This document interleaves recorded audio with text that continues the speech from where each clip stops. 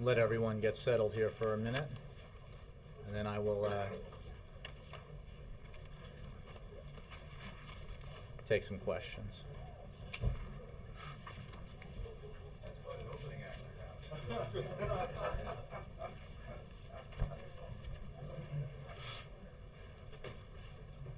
Let me just wait for 1 sec while people settle in.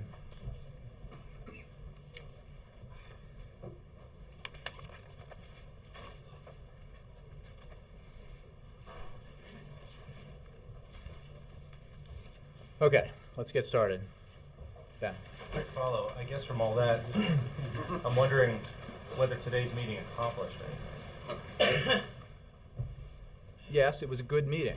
It was a good meeting because the president sat down, the vice president sat down with Speaker Boehner, Leader Reid, the chairman of the appropriations committees, and they spoke directly and at length about what issues are on the table, what needs to be resolved. And I think the Speaker has said that he's willing to work towards finding a deal, and the President obviously made clear that he thinks it's essential that we find a deal, and he wants nonstop work on this today, tomorrow, the next day, until it gets done. And as he said from here, that if progress isn't being made on the Hill, then he wants to invite that same group of lawmakers back to the White House tomorrow, and again the next day, until we get this done, because it is simply irresponsible and unacceptable not to finish this business when we are this close to a deal. He's not going to stay in town for the meeting tomorrow. The President called the meeting today. If there's a meeting tomorrow, we'll see when that happens and who's in attendance. It will be here. We are engaged extensively in making this happen. The President just stood before you and said he would make every member of his team, including himself, available to the leaders on the Hill to help bring this compromise to a conclusion so we can move on to the other issues that confront us, which are substantial and in many ways far more significant than last year's business, 6 months left in a fiscal year. Cancel this trip if necessary. Chip, I don't have an announcement to make since the President said he will call a meeting if it's necessary. So I would suggest that maybe you guys want to focus on a slightly bigger picture than the President's schedule. The President just came and spoke to you about this.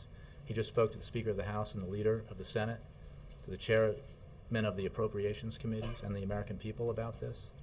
I think his commitment and focus on this is apparent for anyone who is watching, both here and in the room. And he has demonstrated his willingness to do whatever he can do to ensure that the necessary people sit down and do the necessary work in a reasonable way to reach a compromise to get the people's business done. Jeff. Jay, how do you envision getting a deal if both sides are digging in their heels on the same things that they've been digging in their heels on for weeks? Well, we have made clear, as the President said, that our willingness to come to meet the Republicans more than halfway has been amply demonstrated by any baseline you want to measure it at this point. Between 0 and 100, 73 is a much more than halfway. Between 0 and 61, 33 is substantially more than halfway. And we continue to want to work on the details to make sure that the composition of the cuts is one that we can live with and that we can all agree on. But the President has some very clear principles going into this about what cannot and should not be cut. And he believes that in a choice between community health care centers or medical research or Head Start or education funding on one hand, or highway funds that are set aside for earmarks on the other hand, or military spending that the Pentagon has indicated is wasteful and it does not want or need. In that choice, if those are the choices on the table, it's pretty clear where he stands, and he believes that that there's a case to be made for reaching a kind of compromise. Having demonstrated our willingness to come as far as we have and to make cuts in programs that we support, that we can come the final distance, the final few billion dollars, if you will, to get this work done. We've heard that a bunch, so I'm just wondering how, if you're not moving away from that position and the Republicans aren't moving away from theirs, how do you come together? Well, we come together by calling a meeting and working it out, by meeting today, by meeting this afternoon, the Speaker and the Senate leader, Majority Leader, by meeting tomorrow if necessary, by meeting and continuing to work out these details. And again, if the composition of the cuts is the issue, we have offered a number of different ways to bridge the gap. And the kinds of cuts we're offering are real and substantial. The Speaker of the House in the meeting today acknowledged that there has never been an appropriations bill that does not also include cuts in so-called mandatories. 1 out of every $10 in H.R. 1 is a cut in mandatories. So there's no disagreement on the fact that that's got to be part of this composition. So there are ways to get there, and there's more than one way to get there that still achieves an agreement between both sides. Jake. Given that the White House has now issued a memo to agencies and departments telling them to prepare a contingency just in case there is a government shutdown, can you share with the American people what a shutdown? I understand you are confident that it's not going to happen. You're cautiously optimistic there's going to be a deal. But can you share with the American people what a shutdown would mean to them? Well, the President, I think, laid out in some specifics that would happen if an agreement were not reached, and the impact that it would have on small businessmen and their ability to secure a loan, on families visiting national parks, on a variety of different areas. As the week progresses, the Office of Management and Budget will make, more clear to the agencies and share more details about what steps need to be taken in terms of which portions of the government would continue to operate and which would shut down. But again, I will cite the Speaker of the House, who said recently that a budget shutdown would cost more than it would save. So any notion that shutting down the government for some period of time is actually a good thing because it saves money is incorrect, as the Speaker himself said. And independent economists are out there, making clear what the impact on the economy would be, on the uncertainty it would create for businesses, and that would obviously be harmful at a time when we are beginning to see some real progress in terms of economic growth, sustained job creation. So we clearly do not want to shut down. We take leaders of the Congress, the Speaker of the House, and the Senate Minority Leader at their word that they do not want to shut down, and which is why we believe that there's still reason to hope that if everyone sits down at the table and is reasonable, that we can find an agreement. Do you have any idea of how many federal employees would be furloughed? I don't have those specifics. One last question. Admiral Mullen said that the most significant threat to our national security is the debt. Does President Obama agree? The President certainly agrees that it is essential to address our long-term deficit and debt. He has made clear. Sorry. But does he think it's the most significant threat to our national security? I think we have a lot of significant threats to our national security and certainly the economic health of this country. And one thing he's made clear about the need to be competitive in the 21st century is that our stature in the world, our national security depends on our security at home and our economic security. And certainly that we are committed, the President is committed to addressing our long-term deficit and debt issues because they are so vital to our capacity to continue to grow and outcompete the rest of the world.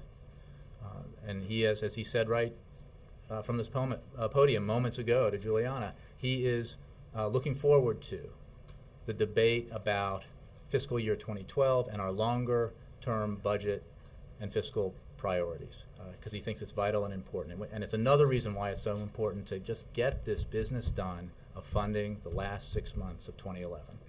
I guess the question is, if it is such an urgent threat, whether or not it's the top one or one of 10, why not just find $20–30 billion more in cuts and meet the Republicans where they are, given that we all know that this is Are a you, hidden. Jake, you know better than anybody else. This debate that we're having about fiscal 2011 is about 12% of the budget. saying. There It's is nothing business. you can do in cutting discretionary spending in anything like a responsible way that will deal in any marked way with our long-term deficit and debt issues. Everyone agrees on that. This is not the vehicle through which to have to address the longer-term debt issues, our entitlement programs, our the tax reform we need, the tax expenditures that are an issue, the defense spending that is an issue. You know, that is not the box in which we are now deciding the funding for 6 months of the year. But he is committed to addressing those issues, as he has made clear since his State of the Union address, and he made clear when he appointed the Fiscal Commission last year. And he will do that. Yeah. Why does everything have to go down to the wire, whether we're talking about the budget? Excellent. Whether Excellent we're question. talking about what happened in lame ducks session? Everything seems to come down to the wire and everyone's trying to cut a deal. Why does it have to be that way? Well, I would suggest that we are all, in many ways, students of Washington, and there are a lot of answers to that question. But I think that what the President made clear just now is that it does not have to come to that. It does not have to come down to brinksmanship. It does not have to come down to a showdown. Especially when we were this close to an agreement that the American people expect us to be responsible, to say, you know what, I'm going into this room and I know I'm not going to get 100% of what I want. Because last I checked, no faction, no party controlled 100% of the government that in Congress or the White House. So the system is built for compromise, for finding common ground, for reaching a consensus around things that serve the greater good. And in this case, reduce the deficit more substantially, and more substantial discretionary spending cuts than have ever been proposed in nominal terms. We have accepted. Right? No debate. No debate. Larger as a percentage of, as large as a percentage of the GDP since any cuts proposed since 1982. No debate. So I think the question of who's for spending cuts, are we for spending cuts, are they for spending cuts? We're all for spending cuts. We're all for reducing the deficit and the need to address that. And there is not that much that divides us on how we get there to that figure that we talked about, the $73 billion that the President mentioned, which, by the way, is the same figure which the Speaker of the House, the leader of the Republican Party in the House, the Republican chairman of the House Appropriations Committee, initially proposed. So when we talk about our engagement and willingness to compromise, willingness to move off our starting position, I think we have amply demonstrated that. And we, as the President said today, are ready and prepared to meet around the clock to get this done. Why does it always have to be Dan, like I this don't, weird? I don't know Well, the answer to that but- question. Why does Washington work the way it works? Clearly, it shouldn't work the way it works. We see the White House in these situations where, fully engaged, where meetings are happening, people are coming to the White House, or people from the White House are going up to the Hill. At the last minute, why is Well, this would not that it were happening? not so. Why isn't this pressure happening early in the process so that it doesn't have to come down to this? Well, I would, as you know, the calendar of where we have come, the conversations that led to the target figure of $73 billion happened more than a week ago. We got there more than a week ago. So, and it was, we were told that the appropriators could work it out from there. And we have stayed engaged in, even as that process has taken place. So we certainly don't endorse this approach. It would certainly be better for all of us, and for the American people most importantly, if we were able to do this in regular order. If we had come to this agreement 2 months ago, 3 months ago, or 4 months ago. But we certainly need to come to agreement now. Athena. You talked Just worrying about people being reasonable, and the president just spoke about the American people want Congress and the White House to act like grown-ups and to not be playing games. So who's being unreasonable right now? I think the president also said that we're not interested in pointing fingers and blaming.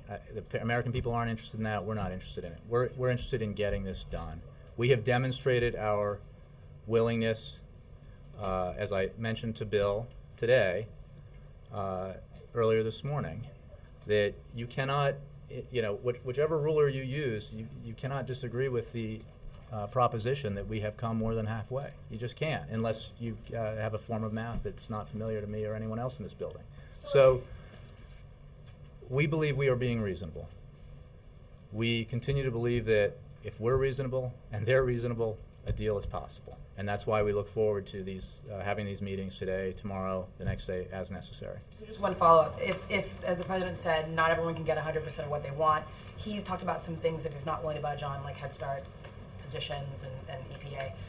What do you want to see the Republicans budge on, and what specifically Well, I think I've been Democrats are specific. I think involved I've been specific, and the president mentioned also that one area that we see potential savings that we have not agreed on yet is the $600 million plus in the current Republican proposal, which is for funds set aside for transportation highway project earmarks.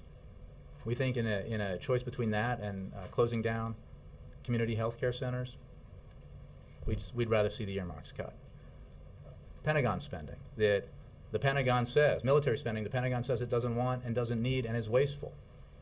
All things considered, we'd rather see that cut than education, Head Start, or medical research. So, but again, those are identified cuts. There are also things that we have put forward as alternatives to reaching there. In Medicaid savings, for example, or other areas that are real cuts. They can, as the president tried to explain and did explain, that mandatories, this is a terminology, a term of art on Capitol Hill, but this is real money that affects real people in real ways. So we're at the table and we're interested in doing this for the American people. Sure.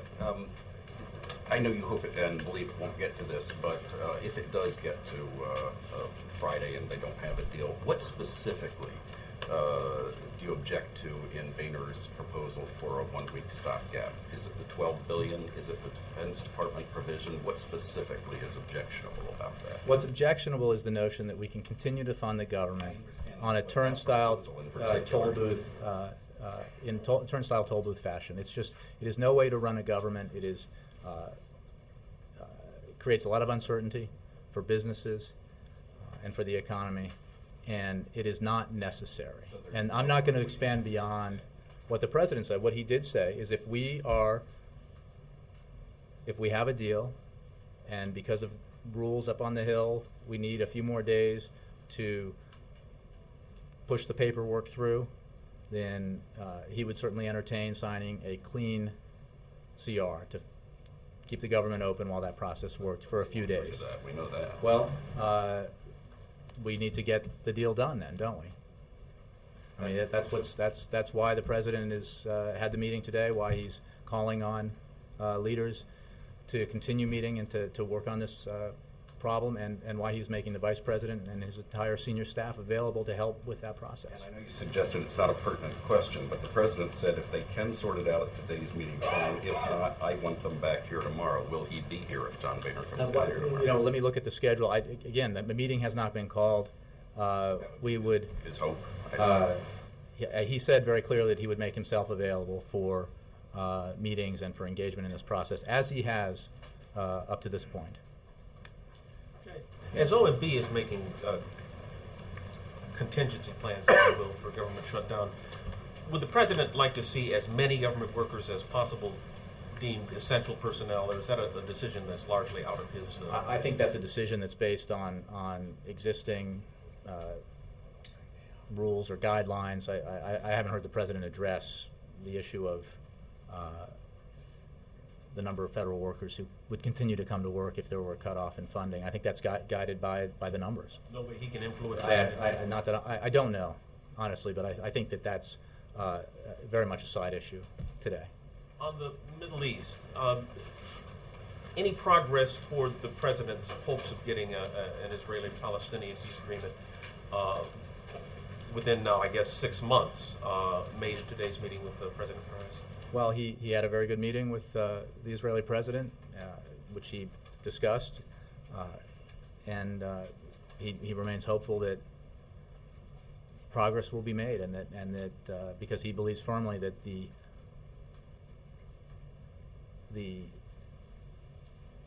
solution of having a secure Israel living side by side with a sovereign and secure Palestine is a goal shared by both sides, and that it is best reached in negotiations between the two sides. And he encourages progress. He encourages progress to be made on those negotiations. But no No news of specifics or anything out of today's meeting. on the Justice Department decision to try folks at Gitmo and for military commissions, the reaction to that has been critical from both sides. The right saying you could have come to this decision a year ago, the left saying you promised you wouldn't do this. What is your reaction, if you will, to the reaction? Well, what's important is that the president believes that it is not helpful to remove Article III courts from as a tool in our toolbox to prosecute terrorists, because there is not the prospect in the short term of convincing Congress to do that, to remove those obstacles. Then he believes that it is essential to bring the accused to justice. It's the right thing to do for the victims' families, and it's the right thing to do, period. So he is proceeding with a military commission process which has been reformed in a way that makes it more effective and responsive. And he supports the Attorney General's decision to proceed in that direction. The Attorney General said he really didn't like the idea of trying these folks before commissions. The President agrees. The President agrees that Article III court, it is not a good thing that Congress is preventing the use of Article III courts for this purpose. And he also agrees with the Attorney General's decision that it is time, given the circumstances we find ourselves in on this issue, it is time to move forward with prosecuting these suspects. Keith.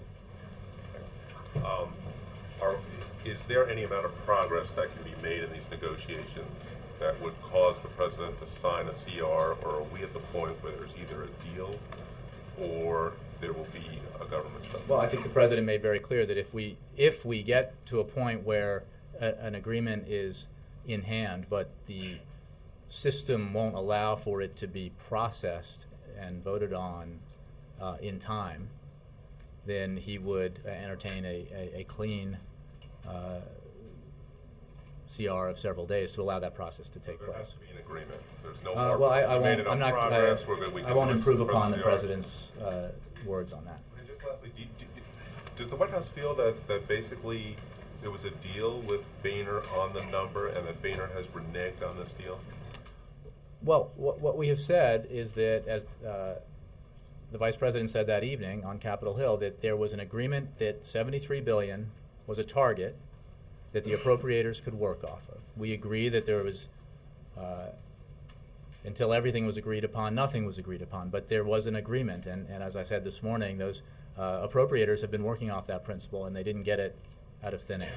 So, we believe that is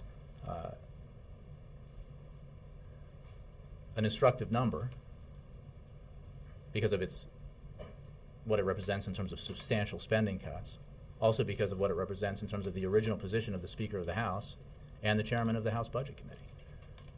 And we have demonstrated our willingness to accept cuts that in an ideal world we would not support in order to reach a compromise and find common ground, because nobody can get 100% of what they want in a process like this, and we have recognized that. It's hard to Yes. square that statement, but we're Can not I just- interested in blank. Gotta raise your hand. Yeah. Thanks, Jay. Can you just expand on the president's response to the Ryan plan and how he may respond after this current budget fight is over on the entitlement reform, tax reform issue? Well, we are committed, and as the president has said, to reducing America's long-term deficit, and because it's essential to growing our economy and winning the future. Congressman Ryan is correct in identifying the fact that we cannot do that if we just look at 12% of our budget. A narrow slice of domestic spending, cutting that will not get us to where we need to get in terms of dealing with our long-term deficit. And that, I remind you, is what has occupied so much of our attention today and for the last weeks and months. But while we agree on his ultimate goal, Congressman Ryan's goal, we strongly disagree with his approach.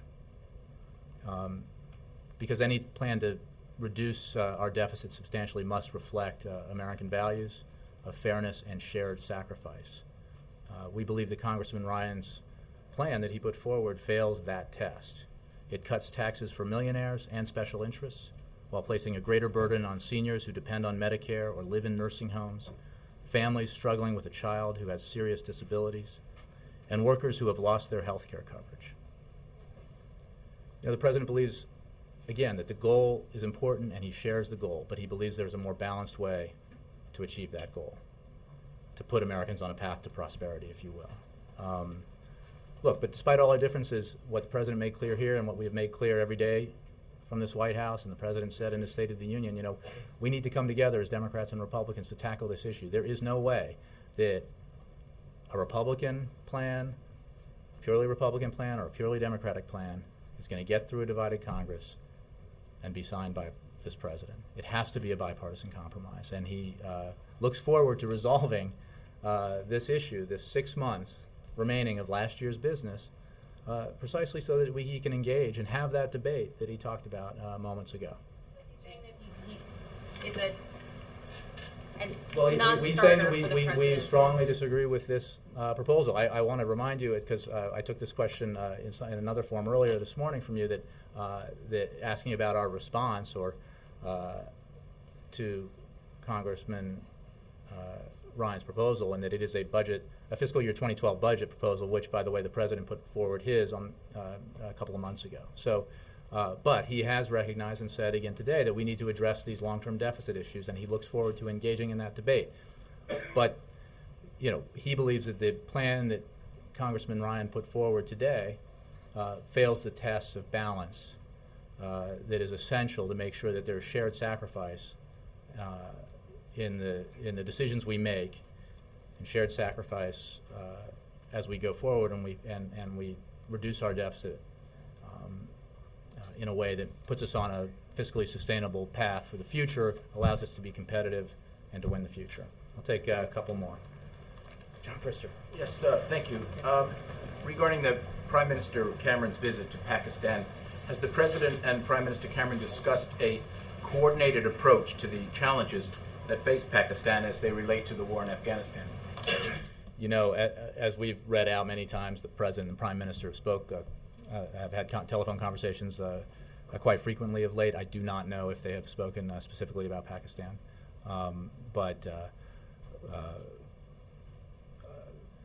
so I don't have anything specifically in reaction to the Prime Minister's trip.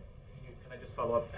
What's been the essence of the latest conversations that they've both had in terms Well, of... you know, they spoke on numerous occasions about Libya in the process of reaching agreement on UN Security Council resolutions and coordinating and working together as partners in that process. Bill. Jay, back to the shutdown, possible shutdown. The Stars and Stripes is reporting, advising members of the military that they may be required to, and civilians who work at the Pentagon, they may be required to come to work on Monday if there's a shutdown and not get paid. Is that your understanding? Again, I don't understand the specifics. My understanding is that uniform servicemen and women will get paid, but I would not take the specifics from me. I think you ought to address that to the OMB or DOD. Has that been decided, the military? Again, I don't have specifics on that, but it's my understanding that uniformed men and women will continue to get their paychecks. Thank you very much, all. Can you just comment on Kane announcing his plans to run for the Senate? I don't have anything on that right now. Let's save it for tomorrow. Thank you. Thank you.